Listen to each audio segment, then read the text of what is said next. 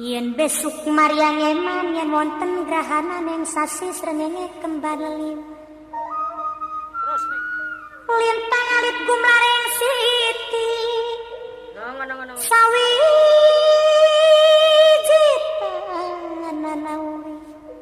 Sawiji tanana urip mung isun karo sampean mati amonggang suwarga. Maka dari itu Bapak dan Ibu sekalian, itu adalah seputar tentang masalah cinta kepada Rasulullah. Nah, di samping cinta kepada Rasulullah, kita juga harus mencintai dzurriyyah anak putune Kanjeng Nabi. Anak putune Kanjeng Nabi niku maksiataken dumateng panjenengan. Aku iki orang jaluk apa-apa marang sampean. Mu aku tuh titip anak putune aku, ojo dilarani.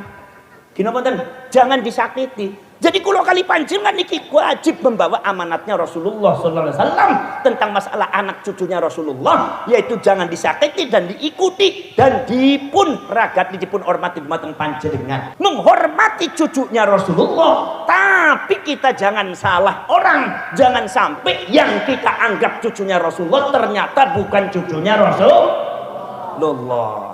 Ini sampean harus tahu. Bahwa kalau sumpama bicara masalah ahlul bait, iya, dalilnya banyak. Bicara masalah dzurriyyatur rasul, iya, anak cucunya Rasulullah yang harus dicintai, iya.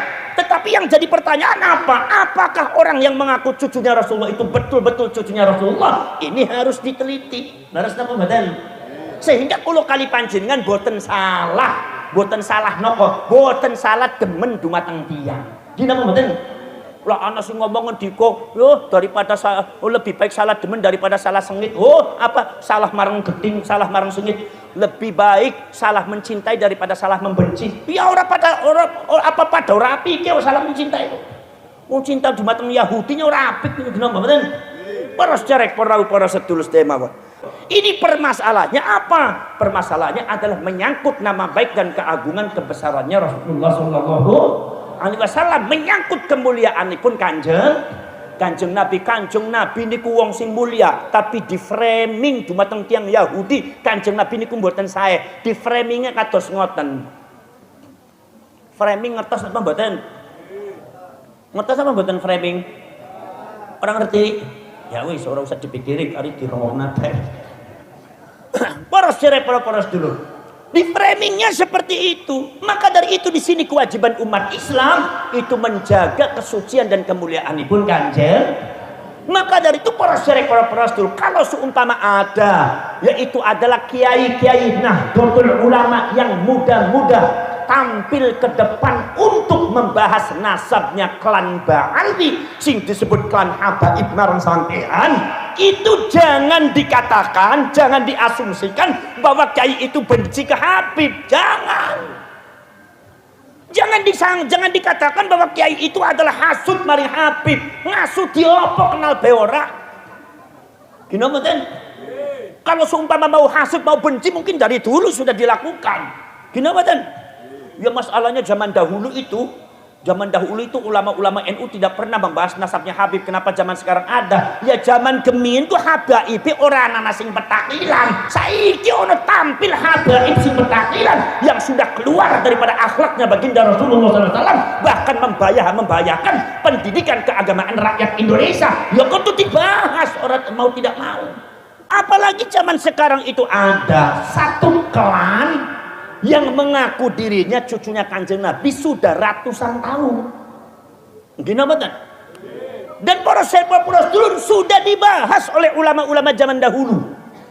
Ulama-ulama salaf zaman dahulu termasuk Imam Fakhruddin Ar-Razi, termasuk Al-Imam Al-Ubaidili di dalam kitabnya, termasuk juga Naqabatul Ashraf yang ada di Mesir dan ada di Jordan, termasuk juga Syarif Aunur Rafiq abad ke-13 yang ada di Hijaz. Ketika itu Hijaz, Makkah, Madinah masih kurung dari Wahabi, belum jadi Saudi.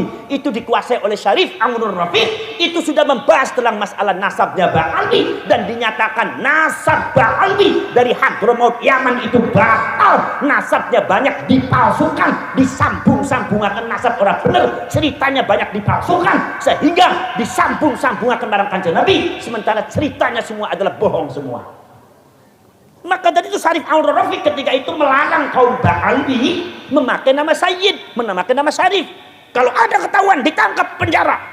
Apa sebabnya? Sebab terbukti secara naskah kuno bahwasanya Mbak Ali terbukti bukan cucunya Rasulullah. Jadi masalah klaim penelitian bahwa kaum Mbak Ali itu bukan cucunya Rasulullah, itu bukan urusannya Kiai Imaduddin, itu urusannya ulama-ulama zaman dahulu. Tetapi dari Mbak Ali ngeyel selalu mengaku cucunya Rasulullah. Di Mesir ora laku, ning Mesir ora laku, ning sejene ora laku, ning Indonesia laku nemen.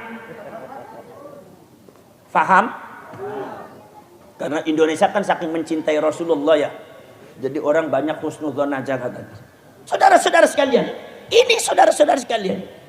Masalahnya apa? Ini masalahnya para syarek, para sedulur sedemawon. Mbak Alwi itu keturunannya Habib Alwi bin Sapa bin Ubaidillah. Ubaidillah ini diklaim bin Sayyid Ahmad Al-Muhajir atau An-Nafaq atau Al-Abah. Sayyid Ahmad ini betul-betul cucunya Rasulullah, yaitu adalah dari Sayyid Isa An-Naqib. Para sahabat Rasul terusan dibuatkan Imam Ja'far Shadiq dari Sayyid Ali Al-Uraidi.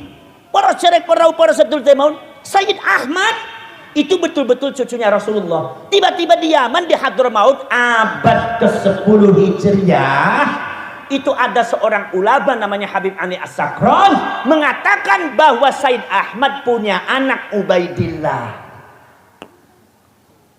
Itu di Yaman. Anak keturunannya banyak. Permasalahannya apa? Permasalahannya di dalam catatan sejarah. Kitab-kitab zaman Gemien sudah 550 tahun. Itu sudah menyatakan Sayyid Ahmad Al-Muhajir tidak pernah datang ke Yaman dan tidak punya keluarga cucu di Yaman. Apalagi di Hadramaut. Para sedulur, sedikit kados ngeten. Seumpami teng buntet niku wonten Aba Fuad Hasyim atau Gustur. Gustur teng Jombang. Ada orang Waibungur namanya siapa? Namanya Bapak Tarjo.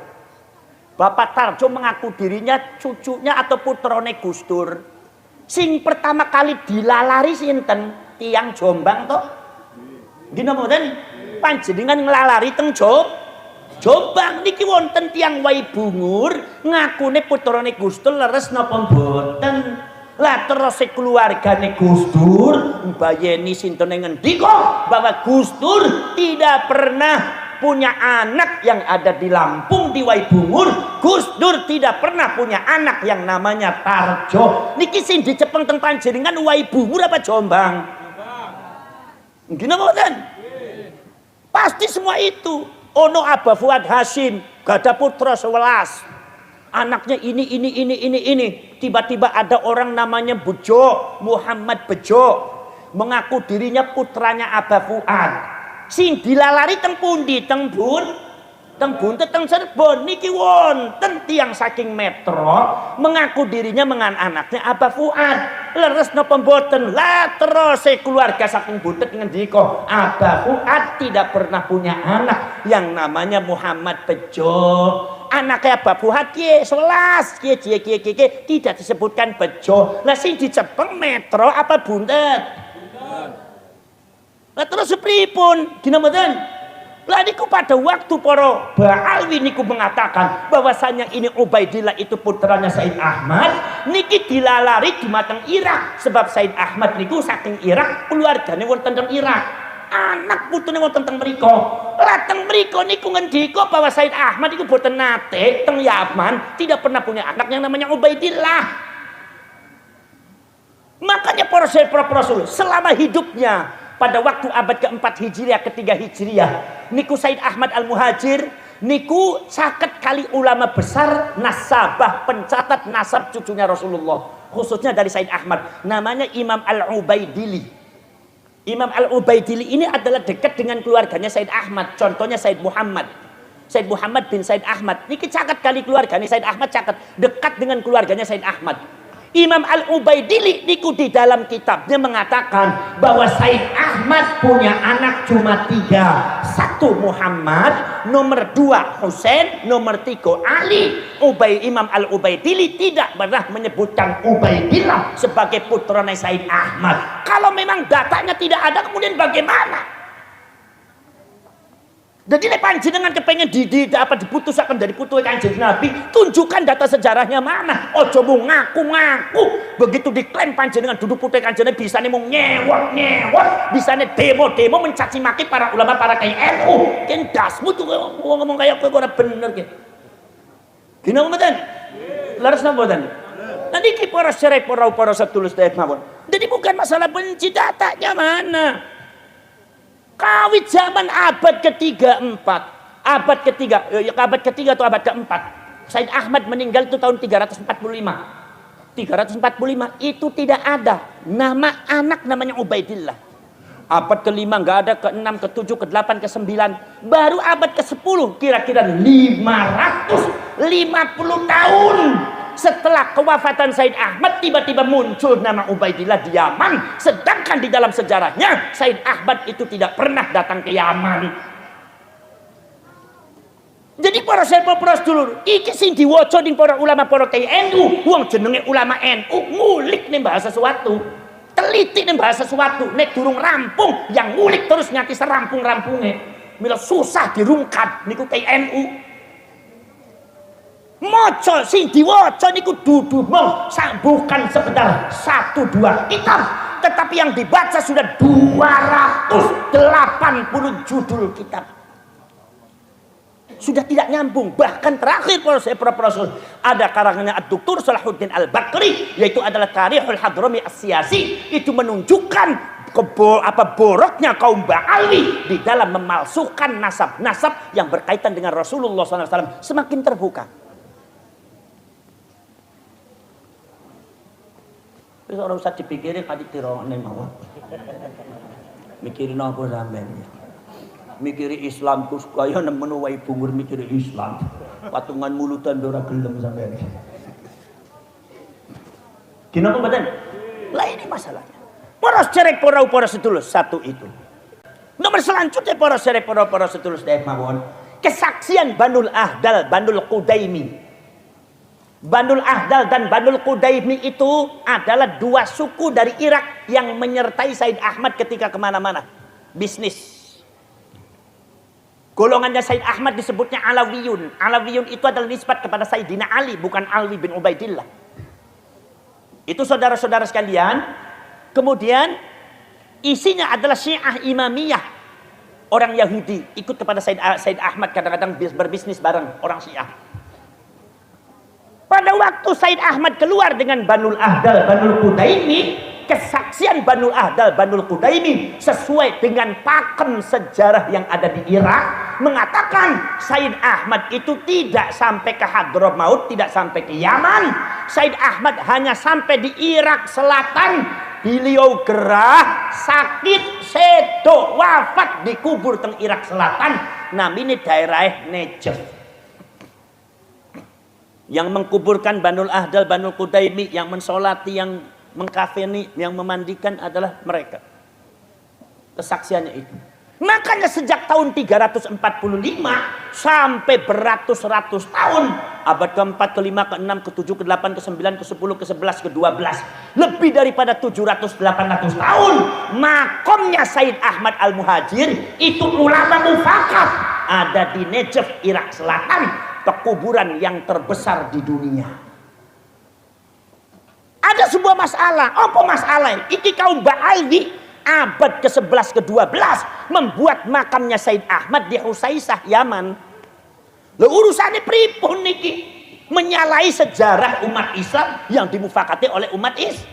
Di mana makamnya Said Ahmad itu jasade wonten dumateng Najaf, wonten dumateng Najaf, Irak Selatan. Ini tiba-tiba abad ke-12, kira-kira 800 tahun setelah itu, ketika mulai berkembang klan Ba'alwi menguasai Hadramaut, tiba-tiba ada makam yang diklaim oleh Ba'alwi, oleh Habaib Hadrami Yaman. Katanya ini makamnya Said Ahmad.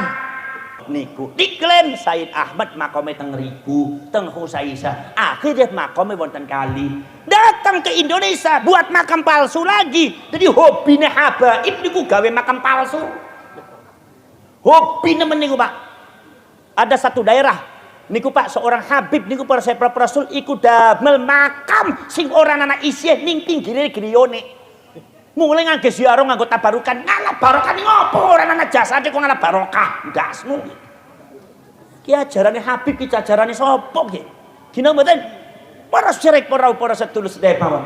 Iku masalahnya seperti itu. Bagaimana manuskripnya? Bagaimana sejarahnya? Sampean bahas kabeh seluruh kitab boten bakal sampai nemukaken nek Ali putra Kanjeng Nabi, apalagi ceritanya pemalsuan makam Said Ahmad Al-Muhajir, pembelokan sejarah, pembelokan orang-orang yang dinisbahkan kepada Rasulullah, yaitu leluhur-leluhur mereka yang kadang-kadang durung tentu wonten niku tiyane. Kok sampean badhe tanggung jawab teng ngarepane Gusti Allah, teng ngarsane Gusti Allah pripun sampean? Terus sampean muhibbin, ayo sampean tanggung jawab apa ora? Nek Habib sampean malsuaken makam, nek Habib sampean malsuaken sejarah. Wis ternyata niku tidak sesuai dengan sejarah Indonesia. Ternyata keluargane taksi wonten Sumur Diningrat itu bukan Habib Hasan bin Yahya. Kue mbayaku Sumur Diningrat iku dipalsuaken marang Habib sampean. Bisa tanggung jawab apa ora? Nek Habib ora bisa tanggung jawab napa meneh sampean muhibbine? Ayo sok jawab. Ojo keblinger dadi muhibbin wong wae bungur. Kina mboten? Para syirik para sedulur sedaya mawon. Itu para syirik para sedulur. Nah niki kesaksiane Banul Ahdal sareng Banul Qutaimi setelah Said Ahmad Al-Muhajir itu meninggal ada di daerah Najaf, kemudian golongan Al-Ahdal, Banul Ahdal, Banul Qutaimi dengan golongan Alawiyun tanpa Said Ahmad langsung menuju ke Hadramaut Yaman.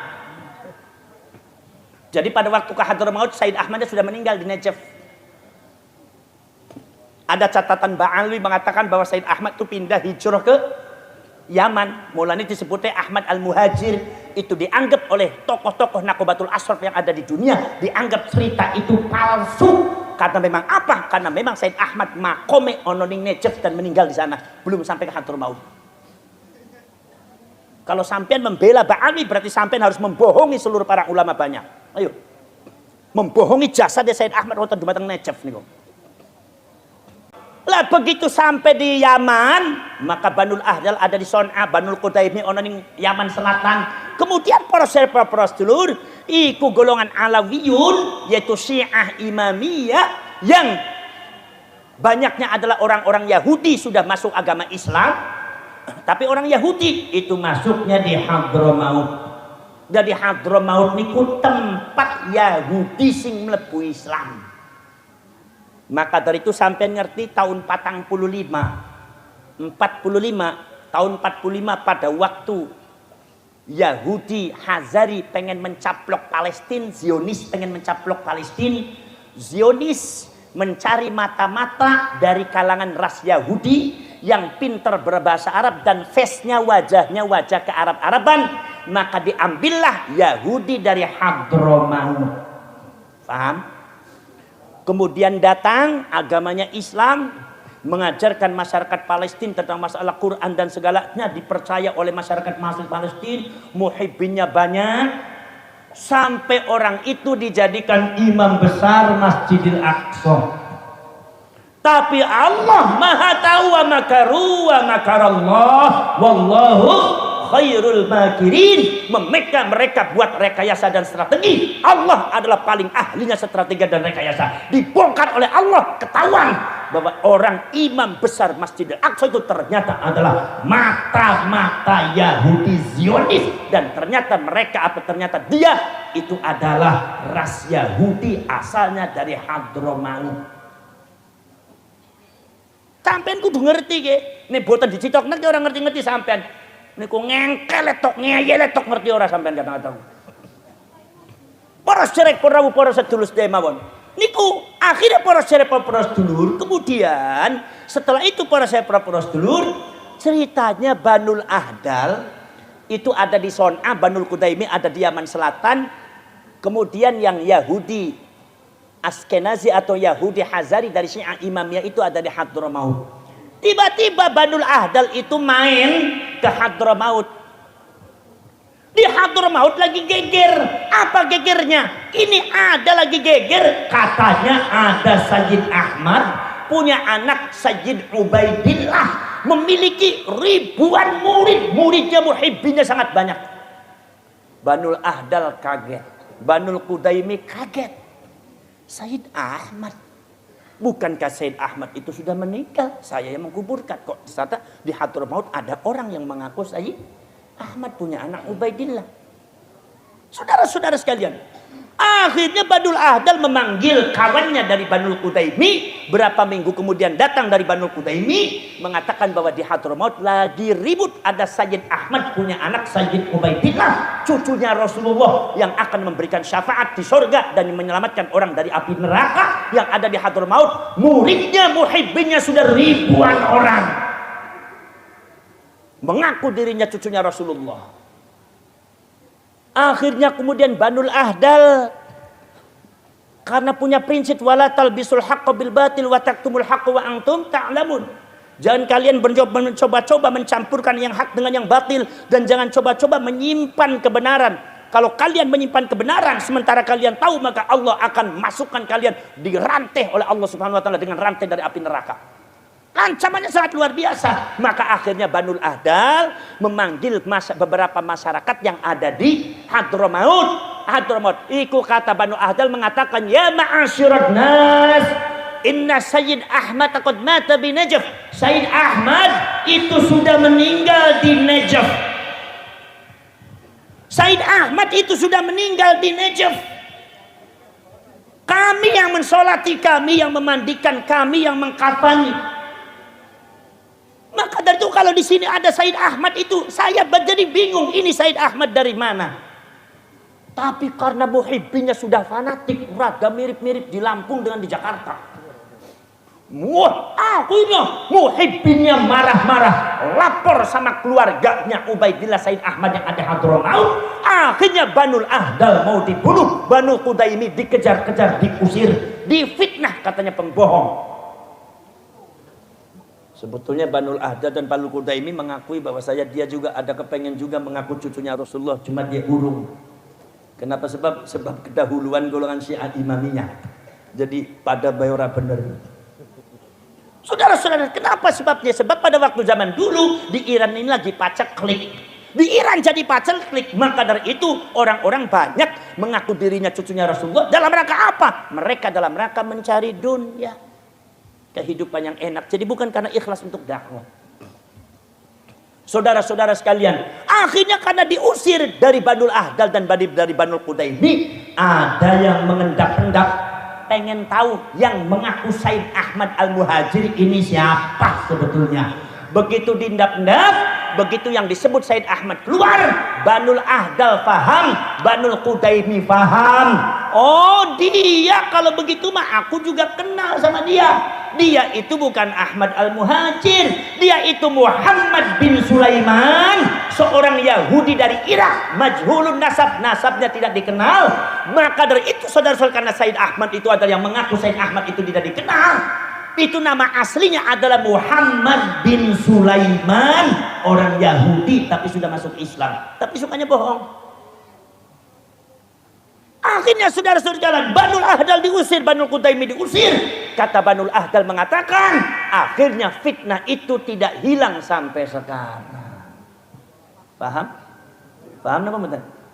Para syarek perahu para setulus temawan. Satu itu. Nomor selanjutnya para syarek perahu para setulus temawan. Panjenengan buka sejarah Mesir dengan Afrika yang disebut sejarah Banu Fatimiyah. Kebetulan Banu Fatimiyah ini, yang mendirikan Banu Fatimiyah ini namanya sama dengan Ba'alwi. Apa? Ubaidillah bin Ahmad. Cuma bedanya nih Ba'alwi Ubaidillah bin Ahmad Al-Muhajir, nek seumpami Mesir kali Turk apa Mesir kan Afrika, itu adalah Ubaidillah bin Ahmad Al-Habib atau Al-Mahdi karena beliau mengaku Imam Mahdi. Saudara-saudara sekalian, makanya ada yang mengatakan Ubaidillah bin Ahmad Al-Habib ini sebetulnya adalah Ubaidillah bin Ahmad yang ada Hadramaut, yang punya Yaman, punya habaib, sama. Kenapa sebabnya? Sebab sejarahnya sama, sejarahnya mirip dan ibunya juga mirip. Ibunya juga sama-sama pindah ke Madinah, jadi ada kemiripan sejarah. Ceritanya bagaimana? Begini, ada Ubaidillah bin Ahmad Al-Habib ini datang dari Hadramaut, Yaman. Mengaku dirinya cucunya Rasulullah, berkembang biak menjadi anak, punya keturunan. mendoktrin masyarakat Mesir untuk mencintai mereka karena dia adalah cucunya Rasulullah, bisa mengantarkan kalian ke surga, bisa menyelamatkan kalian dari api neraka. Kalau tidak cinta maka kualat. Didoktrin sedemikian rupa. Itu orang Mesir dengan orang Afrika didoktrin selama 200 tahun. Itu akhirnya Ubaidillah bin Ahmad Al-Habib itu akhirnya menguasai Mesir selama 200 tahun. Yang pertama kali dikuasai adalah pos-pos yang strategis sehingga orang Mesir dan Afrika jadi lumpuh kekuatannya. Sejarahnya dipalsukan, makam-makamnya dipalsukan, tokoh-tokohnya dipalsukan. Ada tokoh-tokoh yang sekitar kebesaran ulama Mesir dan ulama Afrika dipendam. Yang ditonjolkan adalah keluarga-keluarga dari Banu Fatimiyah, Syiah Imamiyah, yaitu orang-orang Yahudi dari Muhammad bin Sulaiman atau adalah Ubaidillah bin Ahmad Al-Habib ini. Akhirnya saudara-saudara sekalian 200 tahun ketika pos-posnya sudah dikuasai oleh mereka, masyarakat Mesir lumpuh, Afrika tidak bisa berkutik, tidak punya tenaga. Saudara-saudara sekalian, akhirnya di dalam perjalanan selanjutnya, keluarga anak cucunya Ubaidillah bin Ahmad Al-Habib di Mesir ini semakin ketahuan boroknya. Dia mengajari yang tidak-tidak, ajaran halusinasi semacam Habib. Yang namanya mencintai kami itu wajib. Walaupun kami itu banyak berdosa, walaupun kami itu banyak dosa, walaupun kami itu tidak sholat, maka kalian wajib mencintai Habib. Tidak mencintai kami itu maka masuk neraka. Masyarakat didoktrin, dicekoki doktrin-doktrin yang sesat. Masyarakat Mesir akhirnya lumpuh, otaknya beku. Afrika dan Mesir ditundukkan oleh kaum, yaitu kaum Ubaidillah bin Ahmad Al-Habib ini. Saudara-saudara sekalian, ini doktrin-doktrin yang ditulis dalam buku-buku mereka itu dibakar oleh Salahuddin Al-Ayyubi pada waktu diturunkan, pada waktu ditundukkan. Itu saudara-saudara sekalian, doktrinnya itu mirip-mirip habaib yang ada di Indonesia. Di mana ada Habib mengatakan bahwasannya kalau tidak mengikuti Habib, walaupun mengikuti Al-Quran percuma, gasmu. Mengikuti Al-Quran tapi nggak ikut sama Habib katanya percuma. Berarti Habib lebih hebat ketimbang Al-Quran. Doktrinnya mirip. Belajar sama Habib yang bodoh lebih utama daripada belajar sama kiai ulama Indonesia 70 ulama menghina orang-orang kiai-kiai Indonesia. Ini saudara-saudara sekalian, saya tanya, belajar sama Habib yang bodoh, belajar apa? Sampai mau belajar Quran. Marah Habibnya tidak bisa baca Quran, tidak bisa ilmu tajwid. Belajar apa? Otakmu ke dinggo. Jadi muhibbin ki aja kebangetan temen bodone sampean iki. Gino mboten? Ada yang mengatakan mbah saya itu adalah bisa naik ke Mi'raj ke Allah Subhanahu wa taala sehari 70 kali. Berarti mbah dheweke langkung hebat ketimbang Kanjeng Nabi. Kanjeng Nabi selama hidupnya cuma 1 kali Mi'raj. Apa ora sesat ki model kaya sesat apa mboten? Sesat apa mboten? Jawabe ragu-ragu nemen dadi wong kecing nemen wong ibu. Sesat apa mboten? Sesat niku, Pak.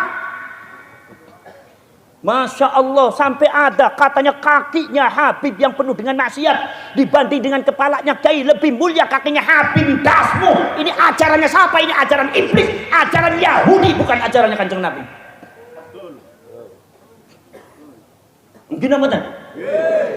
Sampai si model kayak kue diterima, berarti ditampin apa betul? Ditampin apa betul? Melone sampai pensiun, habis dari muhibbin sampai. Wong pensiun dadi muhibbin mangel nemen sampean. Digaji piro sing marang muhibbin itu? Gini apa mboten? Banyak akhirnya di antara mereka beberapa cerita-cerita yang halusinasi. Ada yang mengatakan mbah saya bisa memadamkan api neraka jahanam. Memadamkan api neraka jahanam. Solo kebakaran ora bisa mateni sampean iki. Yang terjadi di Indonesia hampir sama dengan yang terjadi di Mesir dan Afrika. Penundukan masyarakat dengan doktrin-doktrin yang batil. Yang terjadi di Indonesia hampir sama dengan Yahudi ketika menundukkan Palestina. Sekarang Palestina menderita puluhan tahun tidak selesai penderitaan kemanusiaan. Akibat apa? Dibohongi oleh orang Yahudi, pemalsuan makam, pembelokan sejarah. Jangan dianggap remeh. Habib sing model kayak gue jangan dianggap remeh. Oh, sampai ini jelas ada agenda terselubung untuk menyergap orang Indonesia, pengen menguasai Indonesia. Hati-hati ya, Pak. Kalau kita tidak punya arah ke situ, tidak punya pikiran ke situ, ceroboh berarti sampai. Cerita-cerita halu, mbah saya bisa menurunkan rantai emas dari langit. Subhanallah. Mbah saya itu adalah bisa apa? Bisa menasehati kakeknya sebelum lahir, rohnya. Subhanallah.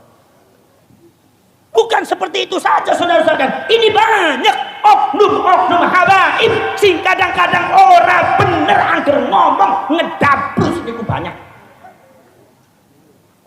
Atau yang mengatakan mengklaim bahwa Indonesia adalah milik ulama tarim. Ndasmu. Wali Songo ora dianggap bareng sampean. Sampean tokonya abad ke-19, Wali Songo kawit abad ke-9, ke-10, ke-11, ke-14 sudah datang. Kawit mulai nopo situ Purbalingga niku. Adalah poros dulu nganti dugi teng mriki, nganti Wali Songo kamu teng mriki. Abad ke-9, abad bahkan ada yang mengatakan abad ke-3 sudah datang.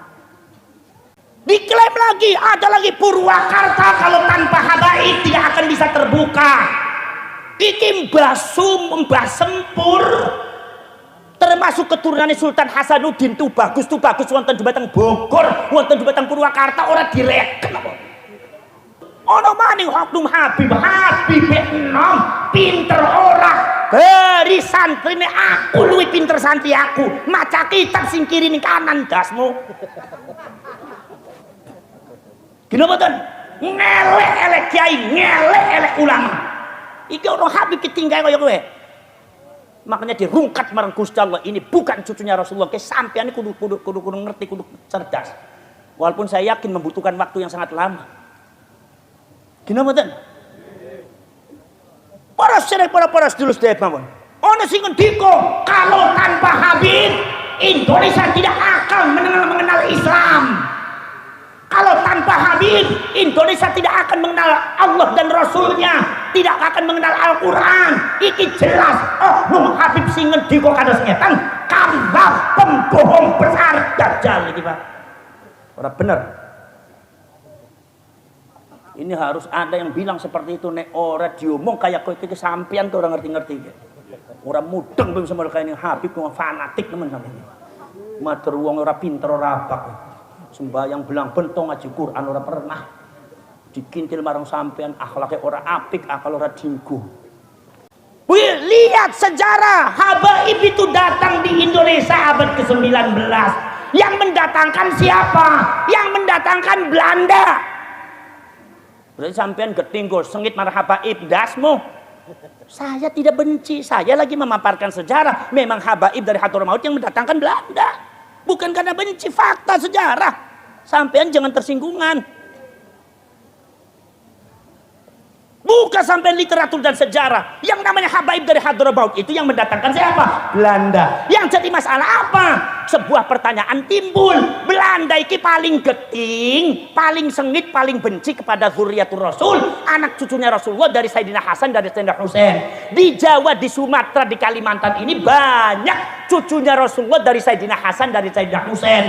Begitu tahu dari Sayyidina Hasan, dari Sayyidina Husain, akhirnya dikejar-kejar, mau dibunuh. Pada akhirnya cucunya Rasulullah yang ngumpet semua. Bukan sekedar ngumpet tempatnya, sampai wajahnya juga diumpetin supaya tidak begitu ke Arab-Araban. Angger ke Arab-Araban nanti ketahuan Belanda. Akhirnya kawin dengan orang Jawa, kawin dengan orang Melayu, kawin dengan orang Sunda. Akhirnya lahir kue Sayyid Bari Syarife, putuwe Kanjeng Nabi, dua anak irunge pesek-pesek.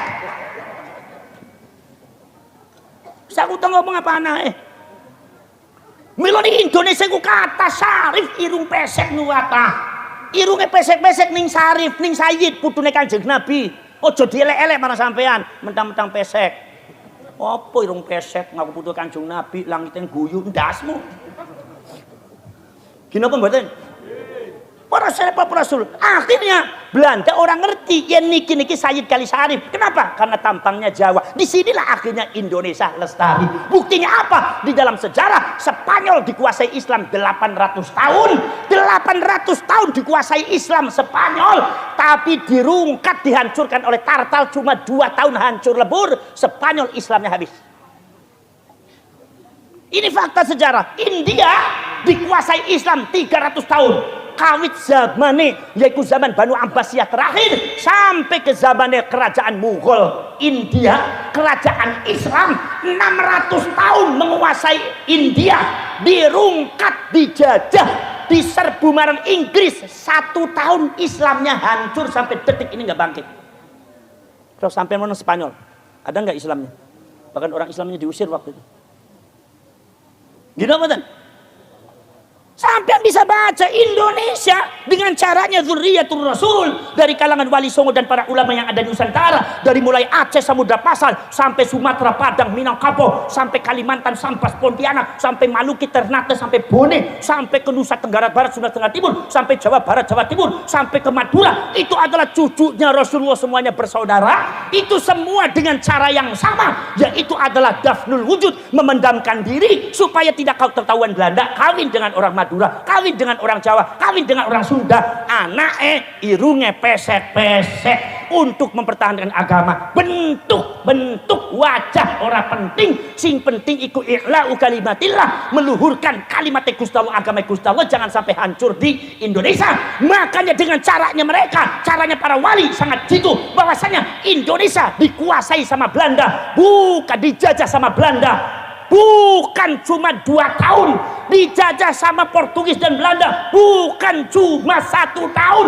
tapi 350 tahun Islamnya diacak-acak, ulama kaya dipateni, tapi nyata-nyata Belanda nih hancur, sekutunya kabur, Portugis Inggris lunga, tapi Islam masih tetap berjaya di bumi Nusantara. Ini adalah cara para aulia, dzurriyyah, anak putra wayah Kanjeng Nabi. Kenapa badan?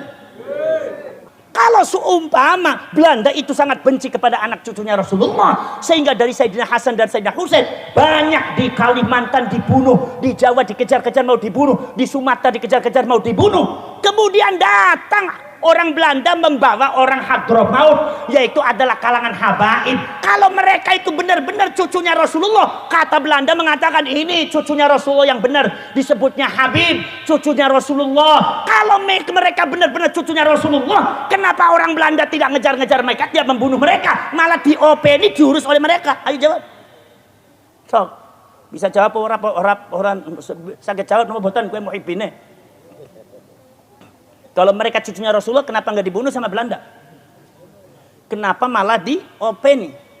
Utsman bin Yahya, Habib Utsman bin Yahya diangkat jadi mufti Belanda, dan yang lainnya diangkat jadi pekerjaannya.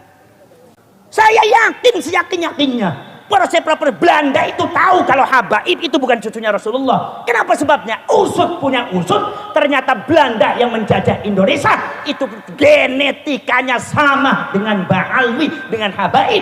Apa? Genetikanya adalah Yahudi. Profesor Dr. Sunuk Hogronyo yang mengaku dirinya adalah Haji Abdul Ghafur, termasuk Van der Berg yang suka mengacak-ngacak sejarah Indonesia, itu ternyata genetika Yahudi, dan Ba'alwi itu Yahudi adalah merupakan genetika Yahudi dari Hadramaut. Itu adalah banyak orang Yahudi yang masuk Islam, pintar berbahasa Arab, bahkan tampangnya tampang Arab. Ini kemudian yang dibawa oleh Belanda, di framing bahwa mereka adalah cucunya Rasulullah. Indonesia masyarakatnya dibohongi semua oleh Belanda sampai detik ini, susah ngurung kate. Paham tak pembahasan?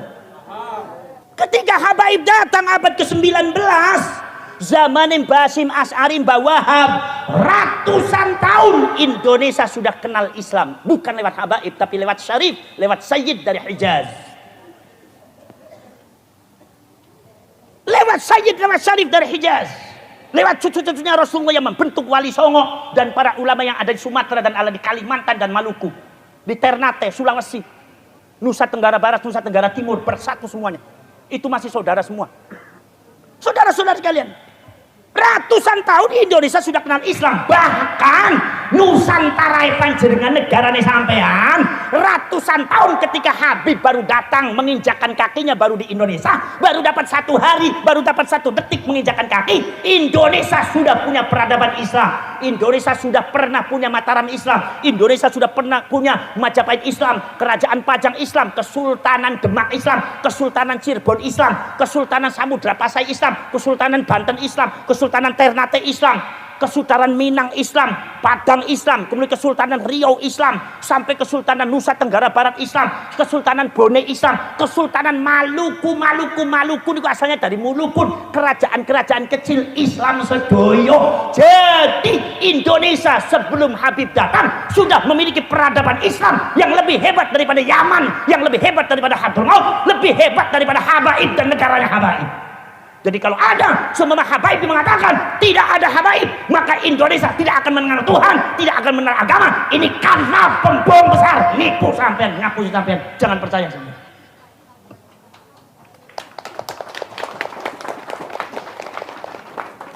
Oh sampean melotot-melotot maning nyong. Paham? Paham apa mboten? Jaga Indonesia mulai sekarang, jaga sejarahnya, jaga leluhur. Mari kita bergerak untuk perjuangan Wali Songo Indonesia. Ayo kula sareng panjenengan menyatu berpadu orang Lampung, sampean buat laskar untuk menjaga Indonesia yang disebut Laskar Sabilillah, Laskar 9 Waliullah yang pernah dipakai oleh Mbah Abbas, Laskar Hizbullah yang pernah dipakai oleh Diponegoro, Pangeran Diponegoro adalah pas Laskar Sabilillah. Sanggup napa mboten? Siap napa mboten? Siap napa mboten?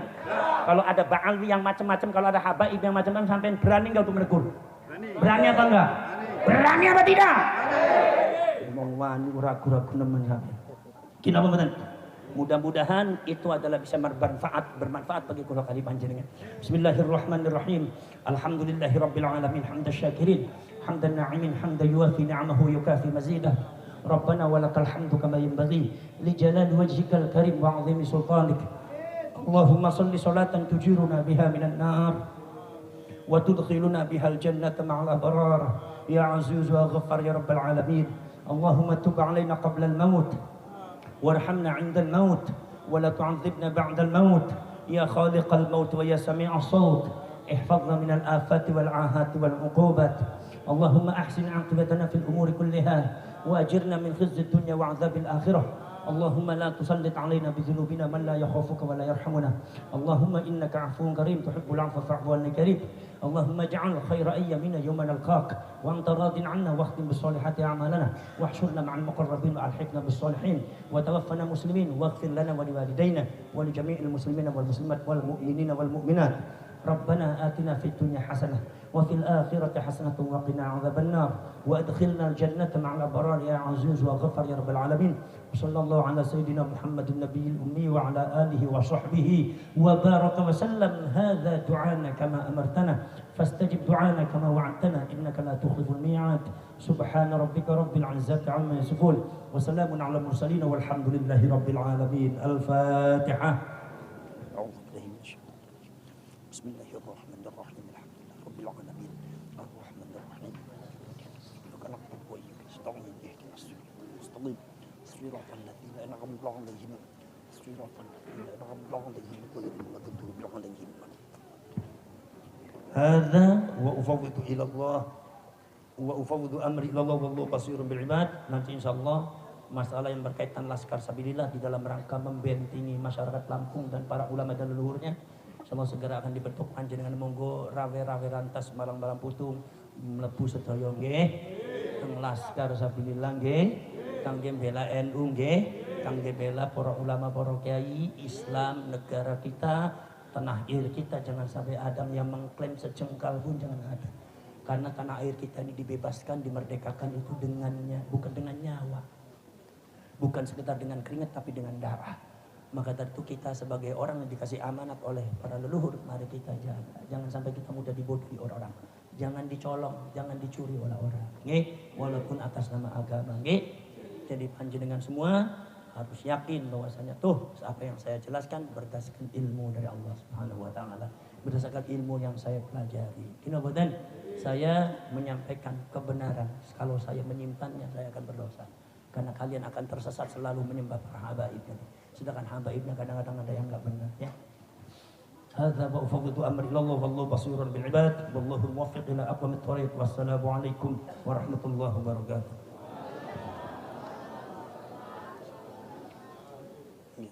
Dengan berakhirnya